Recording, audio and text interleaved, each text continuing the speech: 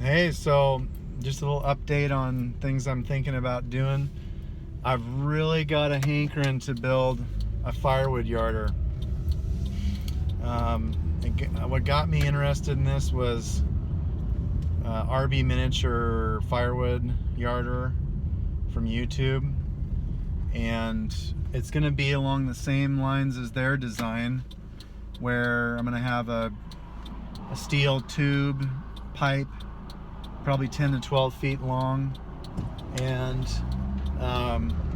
gonna use like 4 boat winches for the guy lines, and then I don't know, put D shackles or something on the top of the pipe for hooking the shivs or the snatch blocks to for the guy lines, and gonna have a steel I-beam frame, Honda 9-horse motor. I'd like to do just a 2-drum setup at this point, and my idea is to use unless I can find something better, at this point, use a 4-speed Chevy transmission from a 2-wheel drive truck, a regular stick shift, and then for the clutch part of it, use a I don't know, like a V-belt setup, heavy-duty V-belt setup like you'd see for engaging the deck on a lawnmower, but a bit sturdier than that. And then as far as engaging the drums, I think I'm going to have the mainline drum chain driven, and the haulback drum would be a V-belt clutch engagement type thing. And because I don't plan on having any weight on that, so it'll be able to handle a bit more, since it's just for the out haul. And the idea with that is to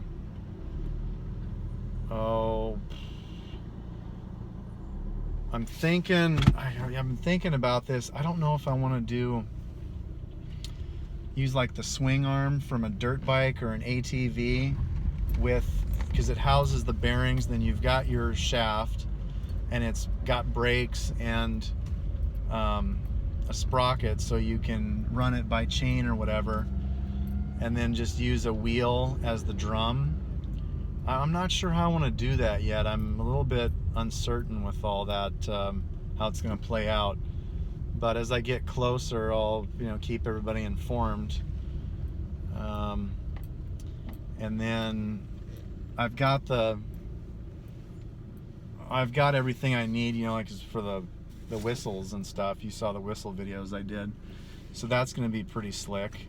So I've got that on my mind, and we've got enough firewood to last next year, so it's probably going to be a while before I get around to it. But I'm excited to start this project, and I wanted to just talk to everybody about it, let you know what I'm thinking about doing, because I'm going to video the progress on building this in the same fashion of when I did that Edelbrock intake for the pickup truck, where it's just like little video snapshots. I'm going to string it all together, and it's going to be awesome, I think, to be able to have a high lead firewood yarder.